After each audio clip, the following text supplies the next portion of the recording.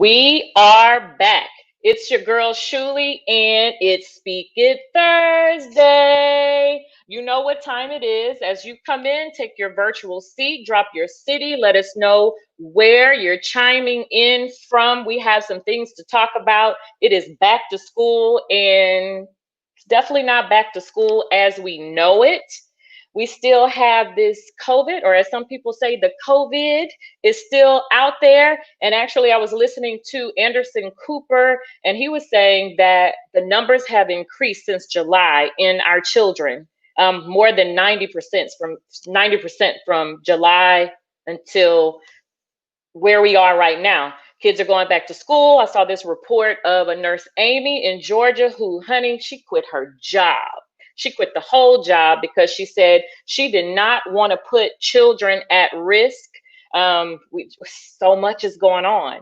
And tonight, our guest is an educator. We have Miss Bridgette R. Wilkins, and she has 15 years of experience. She is a business communications educator, and she came from the business and nonprofit sector.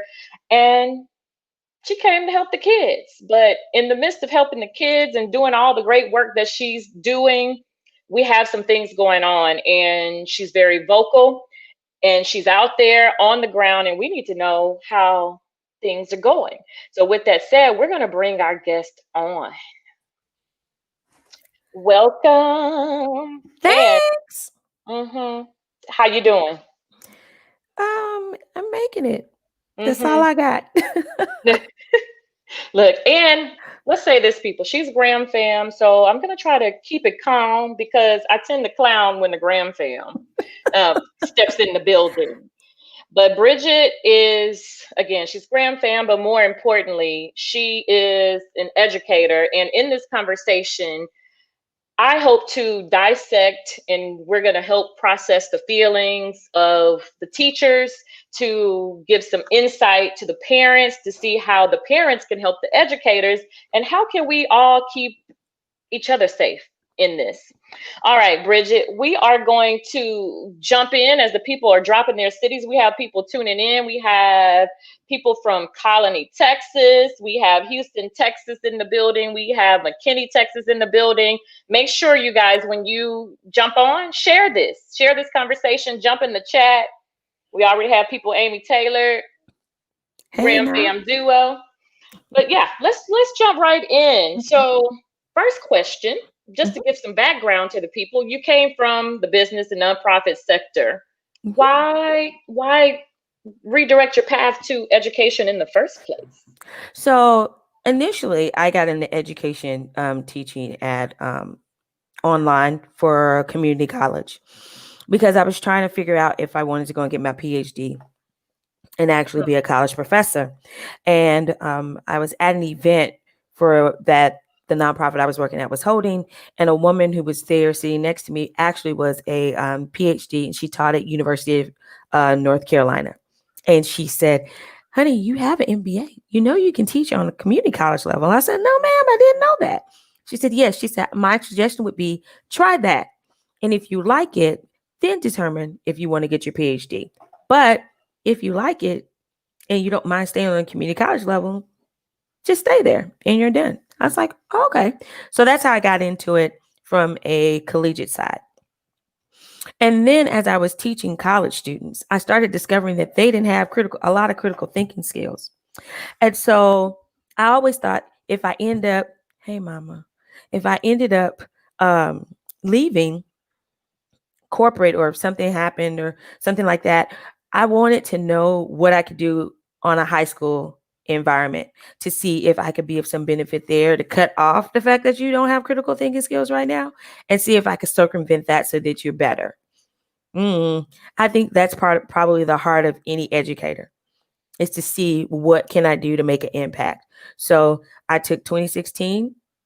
I went through alternative certification, landed my first job in January 2017. I was not at any risk of losing my job that I had. I was operations director for a local test prep company for the Princeton Review. I was good. No one was trying to fire me, but it was a choice that I made. And so there I was in high school. Mm-hmm. And you're still there. I'm Still. still there. So you're there, you're in high school, and now fast forward, Hmm. last spring though, you guys you went on spring break and you never returned from spring break. Tell Yeah. us what that was like. The last thing I said to my kids that Friday, right before spring break, was come back as you are. I want you safe and healthy. Enjoy your time. We gonna get to work.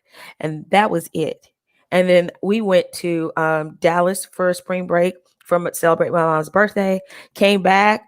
Well, while we were there, the hotel had started shutting down. And we were like, what? I mean, I heard about COVID, but what is really happening? It was like we watched the city shut down.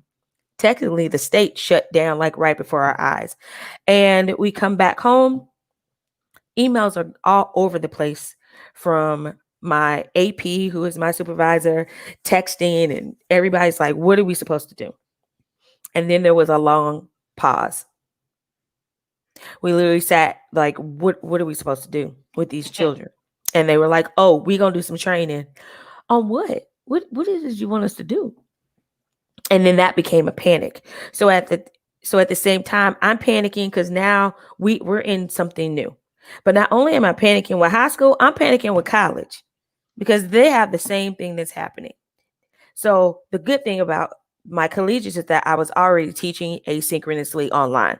So the truth is that my college students didn't have to pivot for my class, but they did still have to pivot because some had a face-to-face class.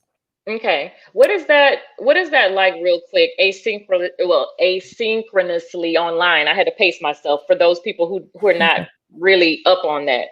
So asynchronous is more like self-paced, meaning what you will see in those courses are really instructors communicating via video.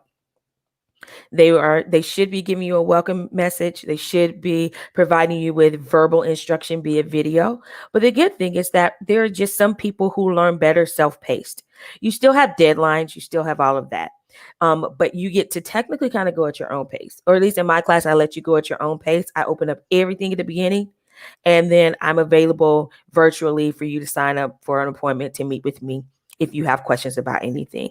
So so that's asynchronous learning. Synchronous learning is what we're doing right here.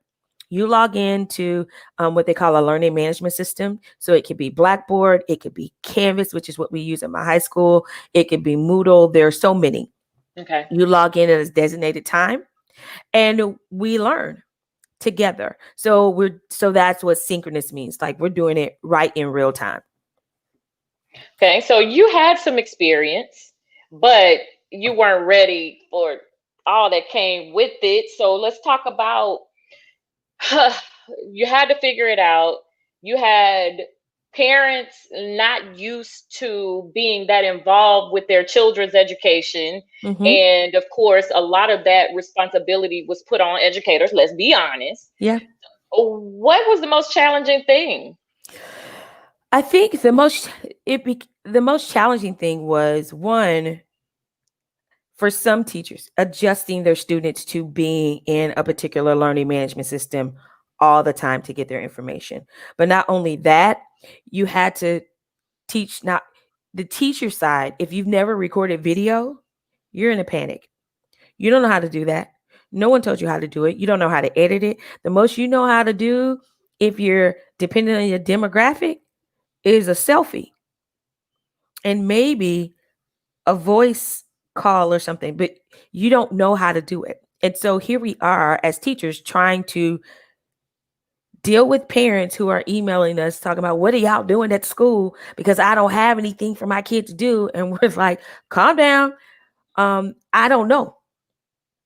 And so everyone's in a panic. People are thinking that their kids are about to flunk and they're gonna die and they're not gonna learn anything and the learning has been halted. So not only did I have to teach students, I had to teach parents. I had parents yelling at me, my kid doesn't know how to do this and blah, blah, blah, blah. And I'm at home. So I don't have a phone where I can pick it up and call you because as much as I love y'all, y'all ain't getting y'all don't need my cell phone number. And I always said, I can't get on Zoom, which we had to learn, or Teams, which we had to learn all the same time and help y'all. And you can do that. So trying to set the parameter for a student to know that just because we have assignments online and you can get in there anytime you want to does not mean that I am available. So I had to click off my remind comments because they were sending me comments of Miss B, how do I do this? Baby, it is 10:30 at night. Miss B has been so asleep.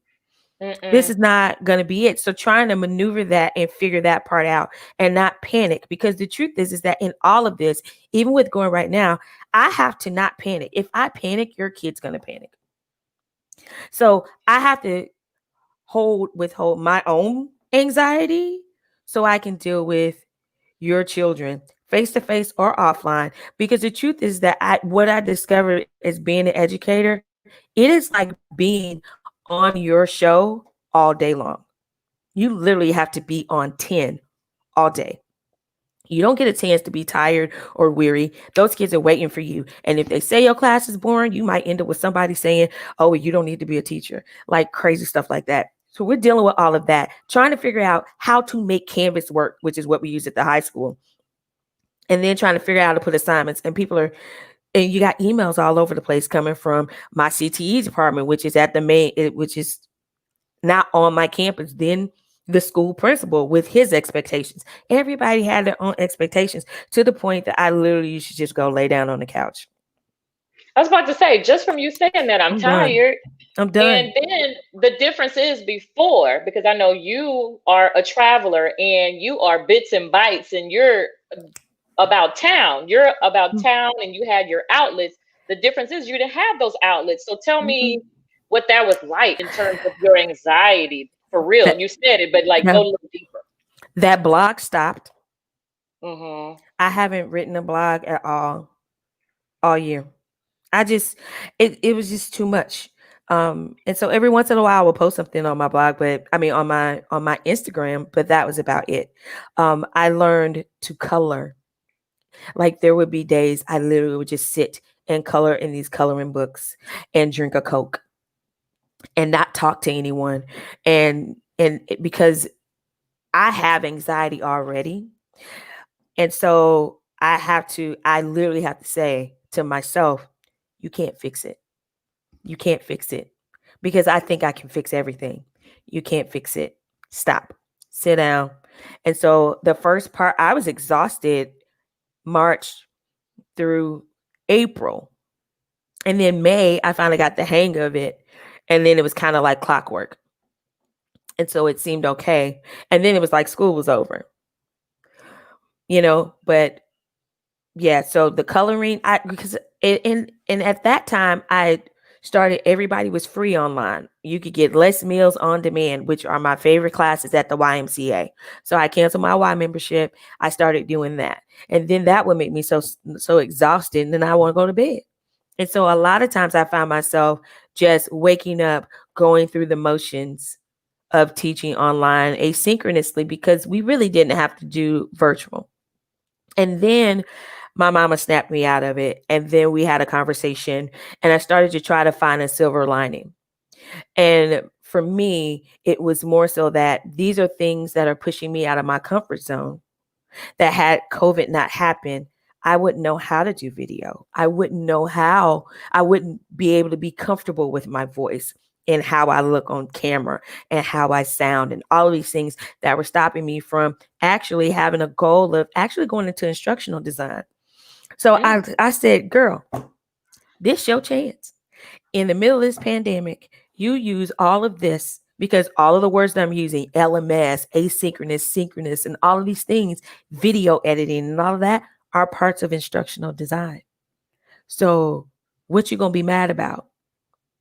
That's how I got through that part of the summer. I was in any training you could throw at me. I trained all June between UHD where I adjunct and at the high school. I was in all kinds of training to the point I had trained myself to death. I was so tired. You were taking advantage of all of those lessons Yeah. and options that were available to And us. everything that was free. Yes. I got that free. I got it. So now I'm just dealing with the idea of So when I got the message that we were going to have to go back into school, then I just stopped. I couldn't believe it. I really couldn't. Like, I was hopeful, but a part of me knowing the district that I'm in and the area that I'm in, I was like, they going back to school. They're going back to school. I watch. And sure enough, there we are. We are going back, and knowing that Texas has been pretty non-compliant in general with everything that's going on. So you've got, when did you get the final message that you were going back, or the final word? Because I remember we even had a show about it. We were talking about what that's going to be like when it came out. But yeah, when did you get that? Like, how much notice did you get? That we were going back. Um, Mm-hmm. we we found out in June after the first board meeting that it was official that we were going back. So we found out in June. And then it was, hold on, hold on, hold on. Stuff is starting to change in Texas. They're going to have an emergency meeting and we may push it back, or we don't know. But back when we got the first word, we had an option of, well, not, when I say we, I don't mean teachers. But parents had an option of hybrid, face to face, or remote. So the survey went out. Most parents wanted hybrid.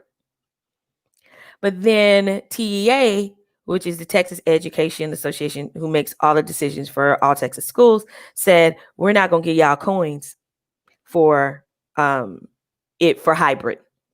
You have to fully open up and offer remote. So that went away. And we never resurveyed the parents. So face-to-face was the second option.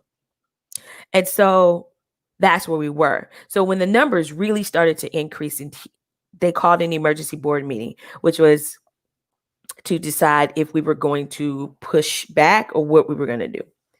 That was in July. I think that was at the end of July. So all of July, I have bought all kinds of PPE. Except a hazmat suit. I should have bought it in May when I saw them for $9, but they were out. And I have 195 masks because I work 195 days. I got a one disposable mask for every day. And they said, well, we're going to push the date back. What you mean you're going to push the date back? What is that going to do? Well, they decided to push the date back. But in that 5-hour meeting, virtual meeting, that everybody associated with my district, parents, teachers, everyone was on that 5-hour virtual meeting, waiting to hear them say that. They had experts that literally were telling us that you have to, if you social distance, and I thought to myself, you do realize they're not social distancing.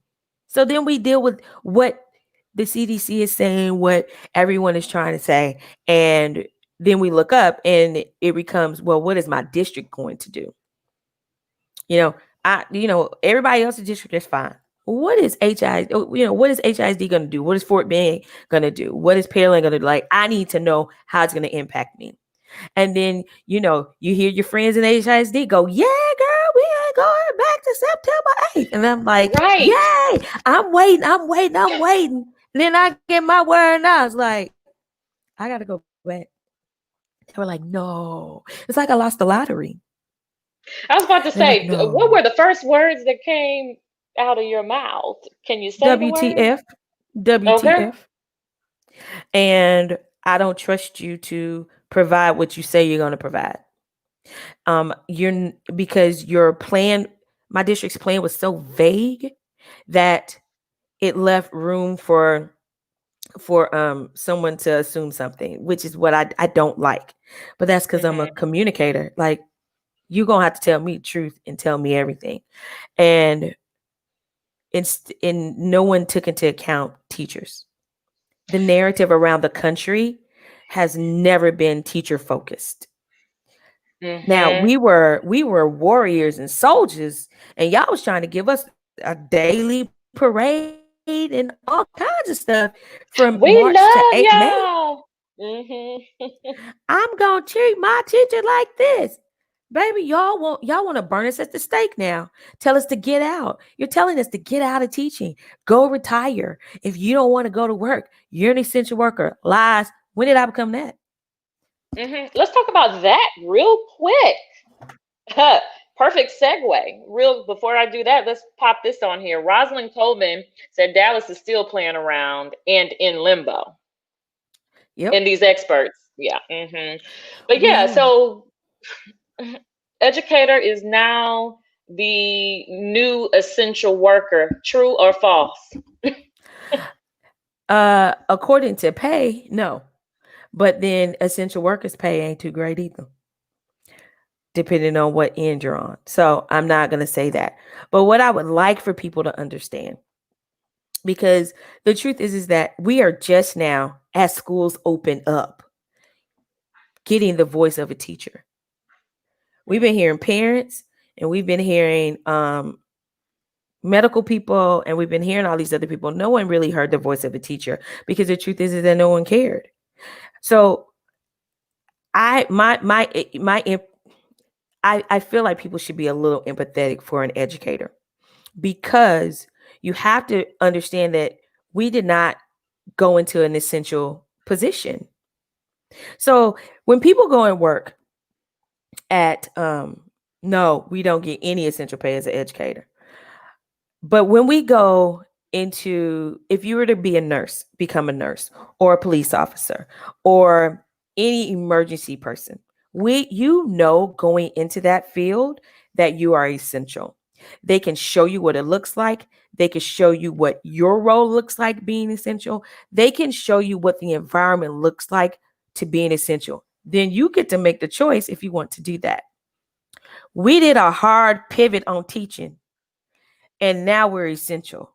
But no one told us that, because no one could tell us what that looked like.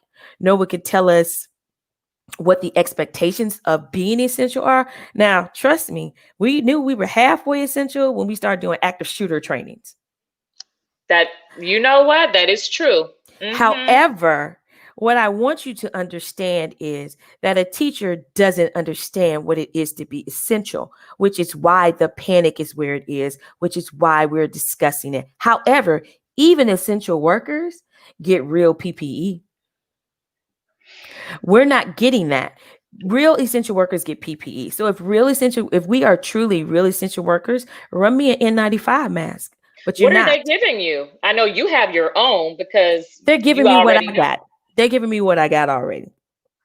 And technically, they're really not giving us a supply. Like we're getting. My understanding is that we're supposed to get sanitizer. I mean, hand sanitizer in the common areas, Not and not in your then classroom. no, and then we're supposed to get a disinfectant, which at this summer they told us not to bring our own because the district will be providing it. And my mama said, no, we're going to go out and buy you some because we're not trusting it. My whole thing was, what's going to happen if we run out? And so I went and stocked myself. I was like, I'll take your starter package and then I'll carry it on out the rest of the year. And Let's. then to have I'm these sorry. Go ahead. and then we had these conversations where they're saying, like, if you want a face mask, we have some. But if you don't want one, please don't take one. It's optional. Because we face I'm sorry, face shields. Oh, okay. Sorry, let me say that. Face shields. Okay. Face masks are required. Face shields are an option. I'm going in with a face shield and a face mask. And if I can get Home Depot to cut me some plexiglass, I'm gonna bring my own.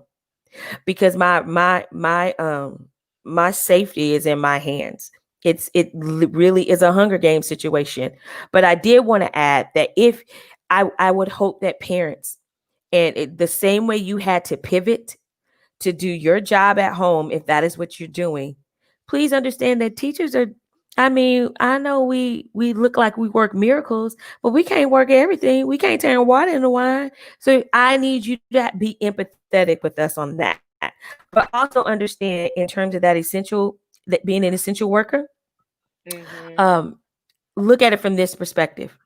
When it floods in Houston, schools close, right?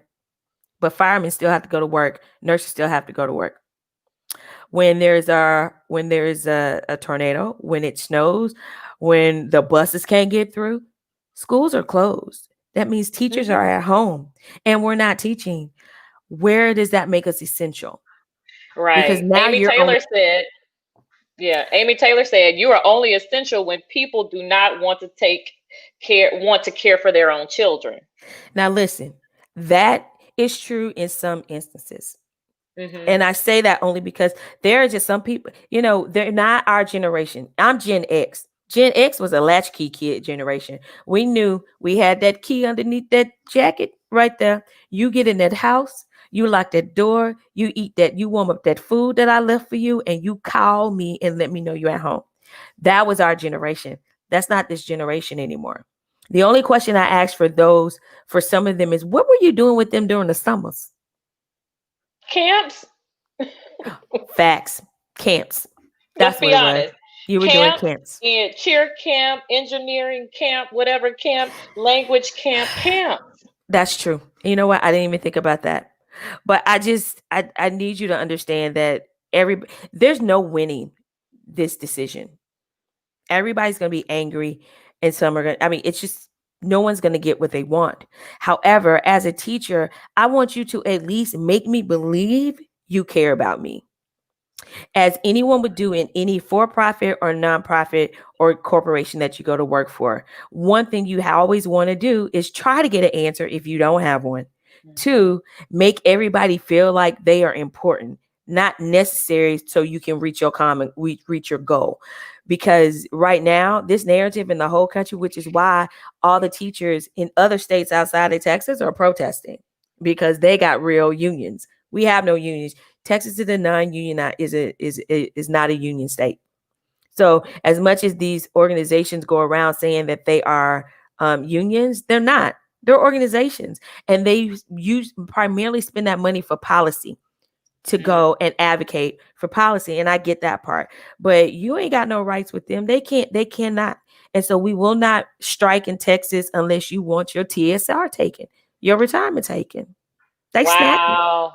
Wow. Okay, So so I'm learning some things that I did not know that, like you said, about the whole union. So is it actually like a coercion?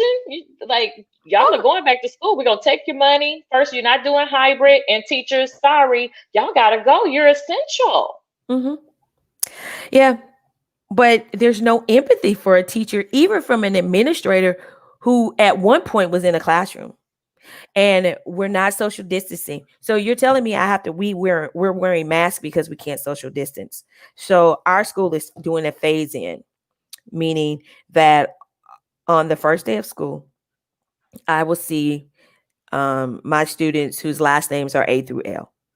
That's it. Then those students will be online, will be remote the rest of the week.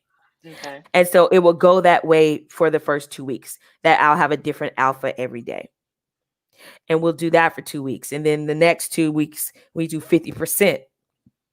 That by the time September rolls around, all the kids who were coming face to face will be in school. Okay, and so we're talking about expectation versus the reality. So that's what the expectation is. What do you think the reality is of that? Like being Well, able to happen successfully. I don't. And as much as I like, and it's funny because then we get into a conversation with teachers about middle school and elementary kids versus high school kids. And listen, I went to a 16-year-old's parade for her birthday, and in May. And we met at the school so we could line up. Her friends jumped out of those cars so quick with no mask on, hugging, because they hadn't seen each other since March. They jumped out hugging and kissing and stuff. And in my car, I literally said, this is why we can't go back to school. Because they're just doing, I don't want to punish you for being a child. That's just what you do. However, I need everybody to accept that we have a different normal. And my whole thing is no one wants to change. And so you're forcing us to be normal in an abnormal situation. Correct. So what am I supposed to do? So I don't think, so will those kids come back and wear a mask? My juniors and seniors will, because they have to have a job to be in my class. So they're wearing masks at work. They're used to it. They'll be fine with wearing a mask in the classroom. My ninth graders, I don't know. Because if no one is making them wear a mask at home to practice, I'm not trying to hear like, I gotta take it off. I gotta take mine Yeah. off too. Deal with it. And so now I have to be the role model for your student, which means that who's going to be right in that situation? Who are you going to blame when if your kid contracts COVID? That's what I want to know. And Yep. then who is the district going to blame if your kid catches COVID? And if I end up with COVID, you will say I gave it to your kid, not that your kid gave it to me. Those are the fears that I have. Okay, good. That's what I was getting ready to get into. I was like, let's spend this half talking about, again, still on that conversation about expectations and realities, what that looks like. And before we do that, let's Rosalind Coleman has another comment. She says Dallas has advised they will provide 3 gallons of sanitizer. That was going to be my question for you, Mhm. like the quantity. 3 gallons of sanitizer, 3 masks, 1 face shield, and 1 Clorox wipes and Lysol per class. This is what we all hope they stick to. These are facts, Rosalind. Dallas did way better than my district because, baby, they haven't told us how much of nothing we getting. The only thing they've told us that we're getting for sure is 1 face shield and one, if we want it, and a face mask. That's it. And I mean, they've said we're going to get the sanitizer, but now they're having these conversations because, again, some districts, the money that was supposed to come from the CARES Act, a lot of those schools haven't gotten that money. Still sitting with TEA. They have not distributed and sent it down. So some districts made expenditures expecting reimbursement that they didn't get. So in Nada. districts that were already broke before this happened and looking at ways of slimming down their budgets are now having to spend their money to go out and buy hand sanitizer. My principal said, "Oh, I had to send people out to go find hand sanitizer.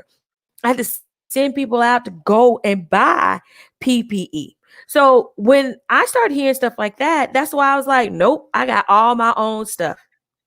Everyone's not able to do that. But I also have great friends who have gifted me a whole lot of sanitizer. When they say, what you need? I need paper towels. I need spray bottles. I need any Clorox wipe you can find because I am in a classroom.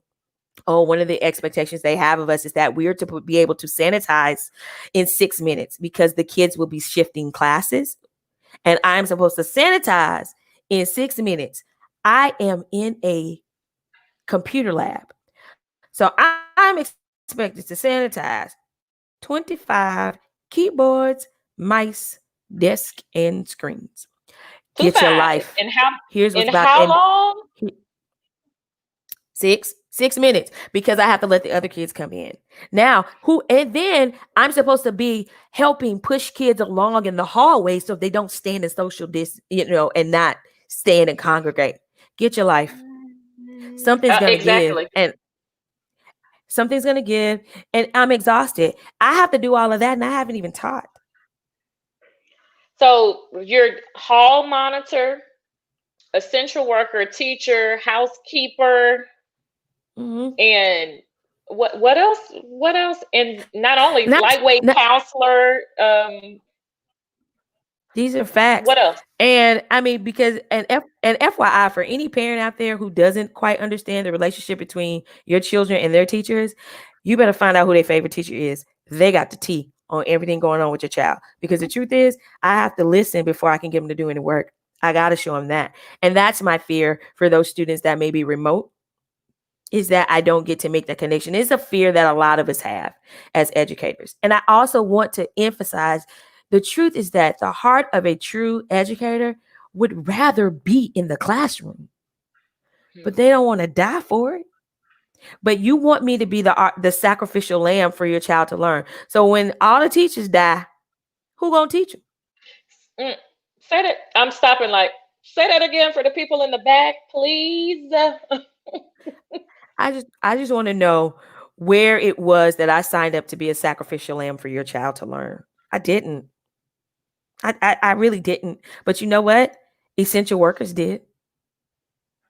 Because if your child gets sick, they are there taking care of COVID patients all day, every day, with the risk, knowing that they could catch it. But they also knew that going into their career. that if something like this ever happened, you got to go to work. An educator did not know that. Like you said earlier, they had a choice.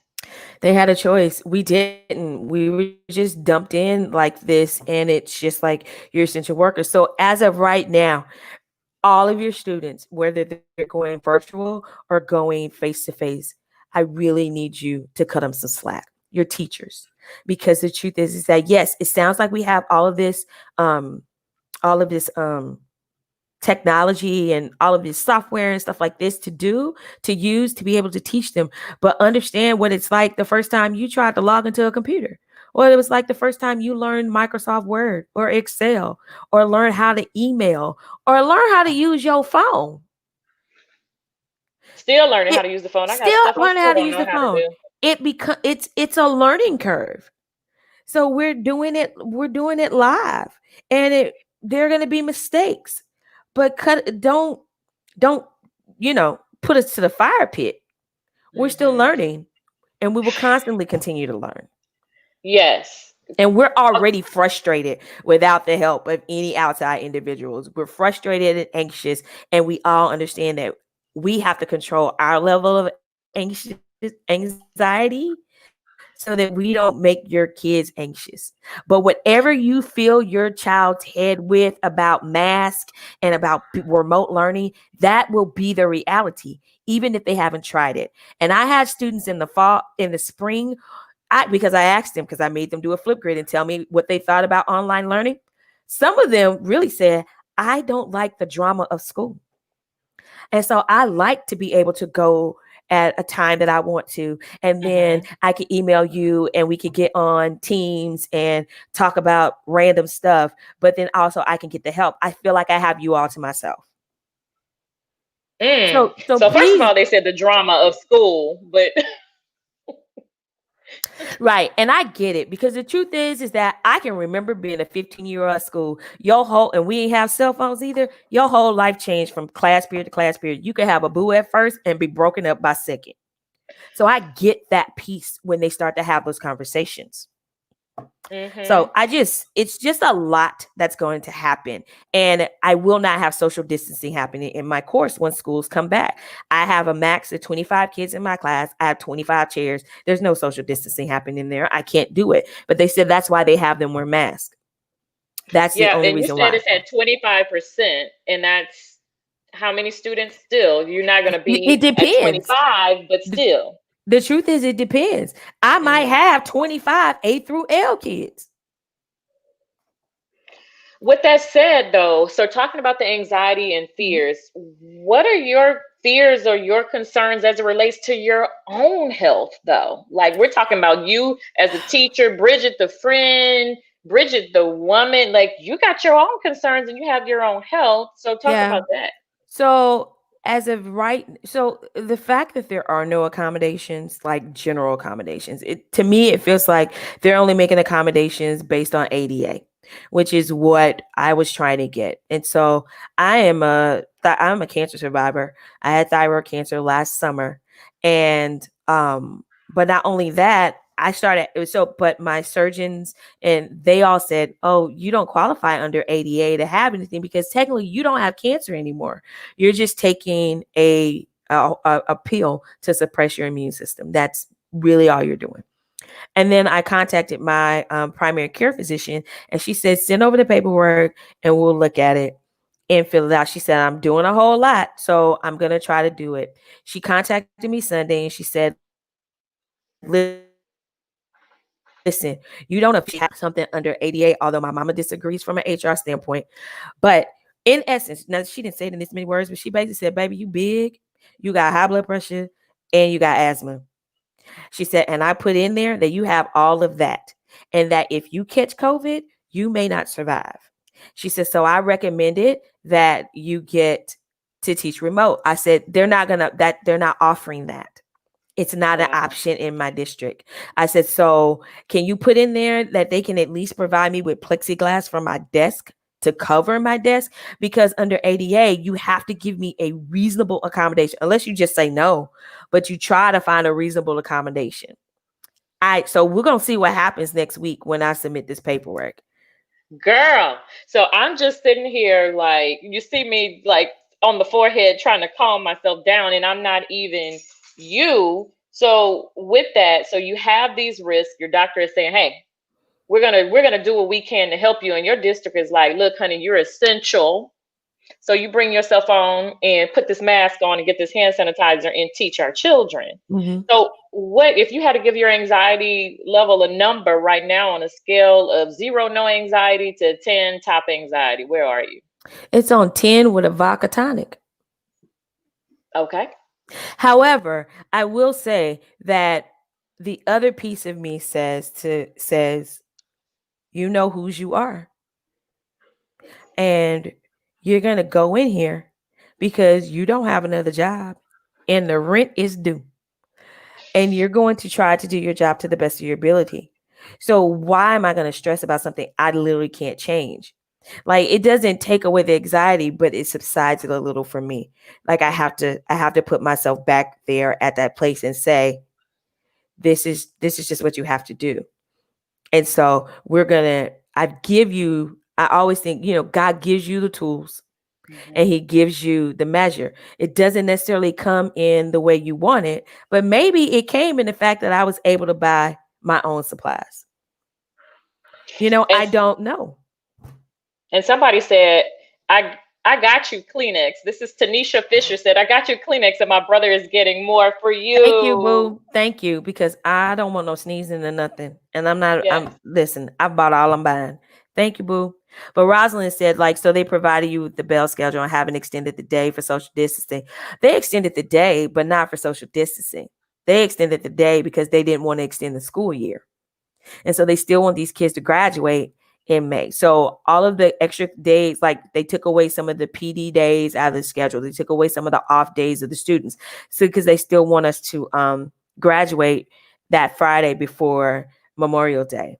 So at the end of the day, you will everybody's gonna figure out their employer and what their employer prioritizes over you, which is why I always tell people you pimp a job while you got it, Mhm. because they're pimping you. Get what you Whew. need and move on. So it's just a lot. There's so much. And now I'm in trainings. I'm back at school. We don't have children, but we started school Tuesday. And so I walk into my classroom and I'm just like, oh, I'm so sad. Because it's like you see, for some people, they didn't go back to the classroom to clean up or anything at all. So you still see stuff from your students. And then I saw something I had a student that committed suicide. Yeah, I saw that on your social media. Yeah, that was Tell that us was about tough. that.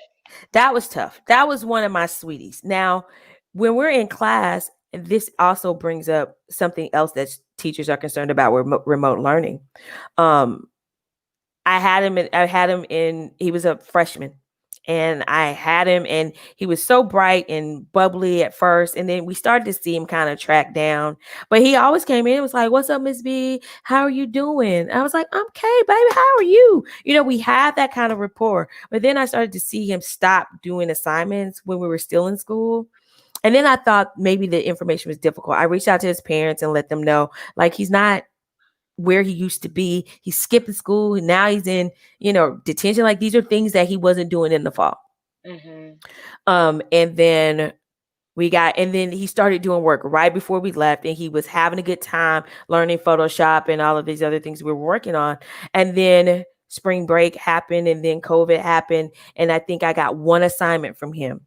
And that was his Flipgrid video telling me how he was adjusting right now and what some of his favorite things were that we learned in class, so that I could prepare the lessons to be on things that they already like to do.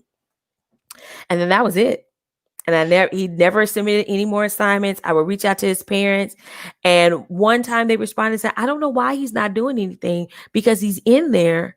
And I was like, "I don't know." And then nothing, heard no more comments from his parents, nothing from him. And then we got an email that this student committed suicide. And then I was Yeah. already trying to pull myself out of my own little bit of depression from this new thing. And then to Mhm. hear that, and I didn't know what to do. That's what I'm like, and I'm just taking a deep breath because I'll break down and start crying. And just hearing it, like you said, that's so sad. And when you talked about the flip grid, what did he say? Were there clues, like even in the flip grid? Did he say? No, no, he sounded like he normally sounds. And he was like, "Hey, Miss B, I like this, and that." He didn't answer all the other questions. He just answered like what he liked to do. I remember we learned color theory, and I kind of want to do that. He put an emoji up over his face instead of me seeing his face because they can do that. They have a right to do that. So he Mhm. didn't. I didn't see his face. So I just saw like his head, and he just talked like for 30 seconds, and he was done, and that was it. So that is a fear that a lot of educators have. Is like for those who are going remote only, I can't tell that. And then to watch on the news that some teachers saw parents get killed or something. I saw in the news, and the kid did like this because they heard gunshots, and the kid did this in the camera, and Oh my God. that was just on the news yesterday, I believe. And see, and this is the whole thing because we know for sure child abuse cases. So I have a neighbor who she's a therapist and she works for HPD and she goes out on calls and things. And so we do know that cases of child abuse have increased, spousal abuse. So all of these things that are going on in a home, and we can't say that that was going on in a child's home, but all these things definitely came to a head. And now our children are going to go back to the classroom with this. How do you really unpack that and process that, and then you show up and like day one, we're back to school. So what would your day one be like Oh, knowing that we've done all this? my day one is literally just conversation. No, we're gonna get to know each other. We're gonna have these conversations. I'm gonna let y'all chat because one, y'all ain't chatted in forever. Two, why are we learning this week? We don't have to. It's not even a normal week.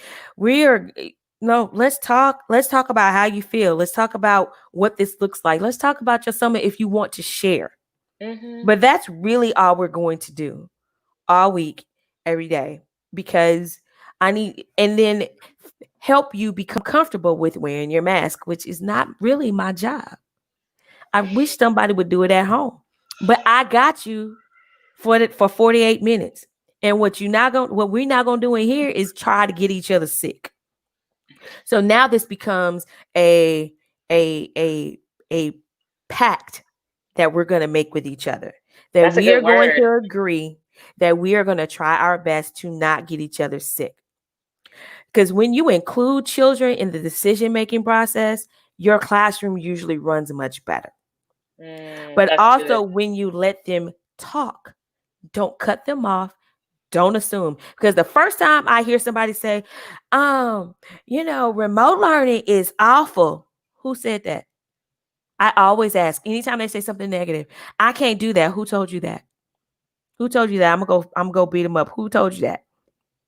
And then we start to talk and they say, like, well, I never tried it. Well, then you don't know if you don't like it. You're gonna try today. Mm-hmm. So I want to know where the message comes from because then that becomes the framing of my own message to them. Because if they say, my mama said blah, blah, blah, blah, blah, I don't go and say your mama wrong. I say, well, what do you say? Again, part of why I got in school is to try to get you to use your mind and use some critical thinking. What do That's you good. say? And that's what we're doing all week. That's good. I love that. So, like you said, so you're going to unpack that because that's one of the things that stood out when we had our conversation beforehand, that you are vested in their, not even just their education, but like you said, their growth as people, which that comes with that social and emotional need and Mm-hmm. all of that kind of stuff. And then also you want them to be safe, everybody. Yeah. Real quick, let's do some comments. Donna Frazier said, practice at home is the key. My ninth grader has adjusted and packed his book bag with extra supplies.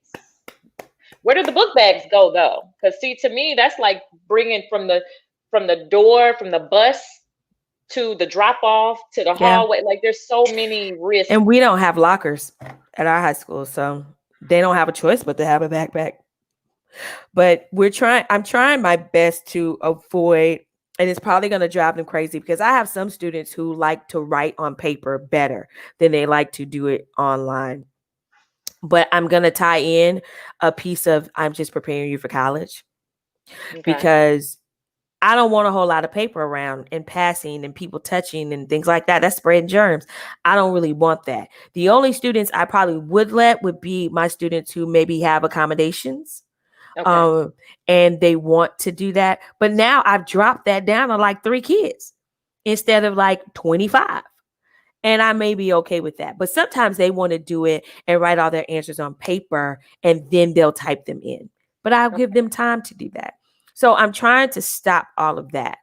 But my focus, and this is just what I plan to do, is that I'm going to have all my students on online because they are not allowing us to have online class separate from a face-to-face class. And they're wanting our remote kids to log in Mm-hmm. at the time that my face-to-face students meet, but they don't really understand what that looks like. And so I have to make it work for me. So that means everybody's going to have to see everything at the same time. We're going to all be online. Even though you're in my classroom, you can chat and talk in the text box while we lecture, and then we record it, and then we're done. Everybody got it. Everybody can remember, because what I cannot do is talk to a bunch of kids and turn my back to some kids on the wall. Yes. I Yes. can't do that. Everybody wants to see my face at the same time. And the only way to do that is to sit right here, look in this screen, and crack jokes and do all the other stuff with y'all while we learn. I have no choice. And that's the way I'm implementing it. They said they were giving us creative control, but these are some things we had to do. Well, that's Mm-hmm. what I'm doing. So good luck. Good luck. So your curriculum, what I'm hearing is your curriculum has changed in your style. Hmm. Okay. Just a little bit. They're still learning. So Yeah. Shia Swift says the counties that open in Georgia failed. Few kids with masks and no social distancing. I saw that on the news and they shut them down. And my other issue is what they're saying in Texas about, if you haven't heard, defines coming in contact with COVID. So if Johnny is social distance 6 feet in a corner and he don't have his mask on, but I have my mask on, if he catches COVID, I have not been exposed. Okay, so let That's me what the help state says. let me help them out from this is my voice nerd, right? And so the articles have come out with the voice and talking about aerosols and droplets in the air and how they're just out there floating in the air. And you're talking about plexiglass. We don't even know if that plexiglass is going to help. It'll help you for spray, that kind of thing. But if it's out here floating in the air, I don't even know what they're talking about. They better go read the research. But anyway, But now you're that talking part. science versus politics. In this thing. So would you say that is it politics that's driving this little ship? Let's call it societal pressures. Okay. Okay. Yes, absolutely. Which is why I knew mine was going back. I knew they were going back. I knew they were going back. And so, but in the same breath, I sat and listened to that long call, um, and listened to them say, I listened to the medical experts say, you've got to social distance. And then I also heard a board member say, well, at the high school level, we just can't. Well, then y'all don't need to go. But one of those board members, he said, he asked the medical professionals, if we started school on August 19th, would you send your kids back? And they were like, nope, I wouldn't, but I might send them back on the 31st. What? Stop it. What's the So, difference? so they So pushed it they back. what about the kids? So when you're talking about social distancing and all of that stuff, as we get ready to shut this down, the conversation always goes so quickly. What about those kids who just decided they're going to act up? Because like you said, they're just going to be kids. What happens when a kid coughs into somebody's kid's face on purpose? How do you handle that? Well, one, you get up out my room. I'm about to hit this button. We have emergency buttons like that usually people press if they have a kids fighting and technically we can't break them up and all kinds of stuff. You're gonna have to get out of here. And so again, setting the expectation of what it's going to look like in that classroom. You can act a whole fool now, but I deal with high school kids. That's something totally different. So I don't think I'm gonna struggle too much with juniors and seniors, but those freshmen are just overgrown eighth graders. So we're gonna have a conversation about what that looks like. And that's why teachers have visuals all over the room, not necessarily just to make it colorful, but just so as reminders of the rules that we put in place, the pact that we made in this course, in this classroom, what we do. But they did tell us that for students who come into school who do not have a mask on, they will give them a mask. Okay. If they are in your classroom and they choose to take that mask off, you send them to the office. They will either give them another mask or they go into a holding place waiting on their parents to come get them. If they do it a third time, you have to go remote. You cannot come back in this school. So anybody who's bold enough to think, so I want to see if they're going to really do it. Mm-hmm. But looking at Tanisa's comment, Yes.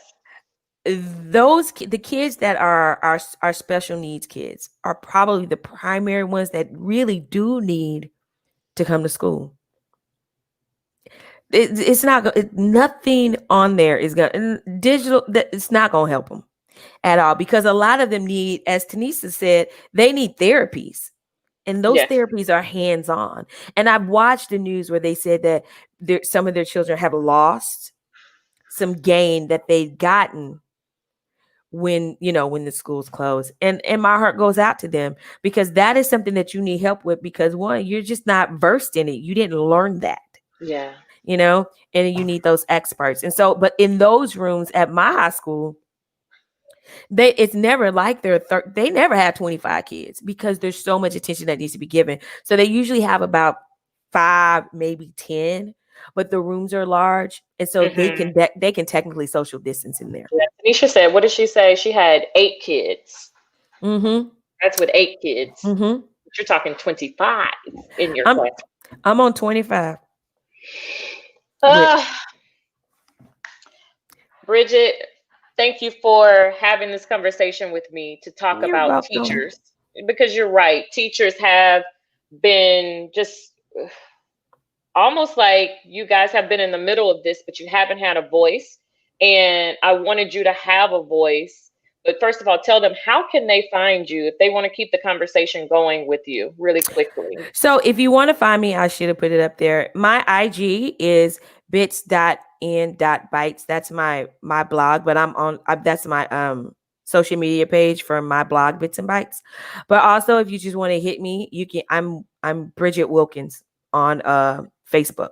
And you can always send me something over there. Yes. Oh, real quick. Rocky Rose said, did all 25 sign up for face to face?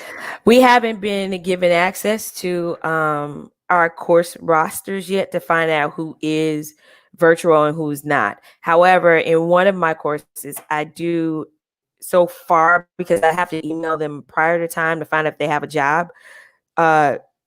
Two of those 11 in one of my classes are working, but they are going remote.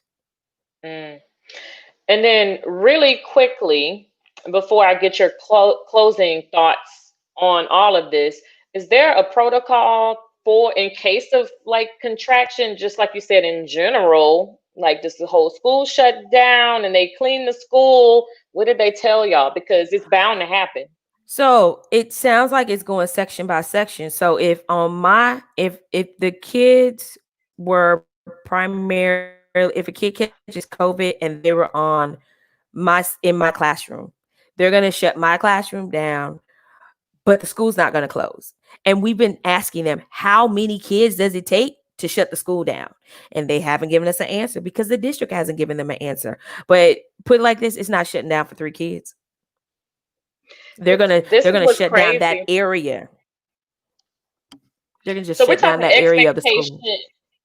Expectation. Look at me. I'm like, okay, expectation versus reality. All it takes is one, and then the whole school is on fire with the COVID. But if they didn't get tested, they don't have it. Well, bless you, extending our hands to you. Now, as we get ready to close out, tell me something like a message to fellow teachers in terms of them with their anxieties, their fears, going back to the classroom.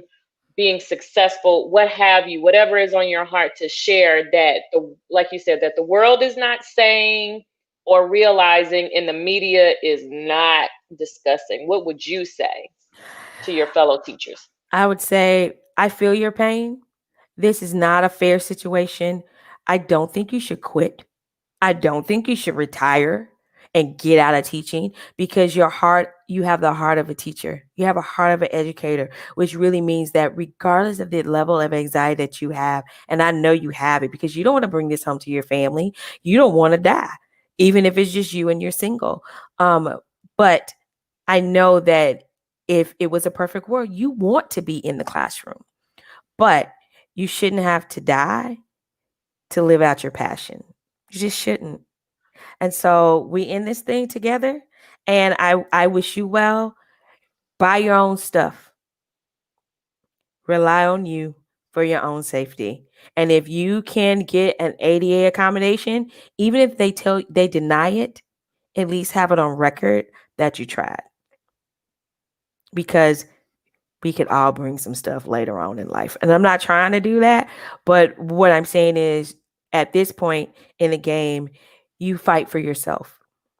And if that means you have to leave the profession, you do what's best for you. But if you in the trenches like me, because listen, bills have to be paid, I'm in there with you. Mask up, stay safe. I wish you well. That's a perfect way to close. And I'm doing this. This is the church. I got to get my angle right, but I'm extending my hands toward you Thank and you. as a link for all of the teachers out there that are involved. And like you said, and you feel like you're doing your job, everything that you said, we stand with you. My prayer is that you're covered and you're protected, that God encamps his angels all around you, that when you start this year, that his will be done in this, and no matter what politics say and administrators, that his will be done in this situation, and that he rules and he reigns, and that you walk in your authority in this situation. Amen. Sending you love from the Speak It family. And as you all go out, make sure you share this podcast. If you have a teacher in your family, show them some love, send them some supplies, send them some PPE. And Amy said this was a great conversation. Oh, And great. just share this. Speak It conversation. We're one conversation away, from connecting. We're one conversation away from our purpose. And if we stay quiet and we don't use our voice, we hinder other people. And in order for us to grow together, come together, and build the way we need to build, it is imperative that we speak it. And with that said, good night. Good night.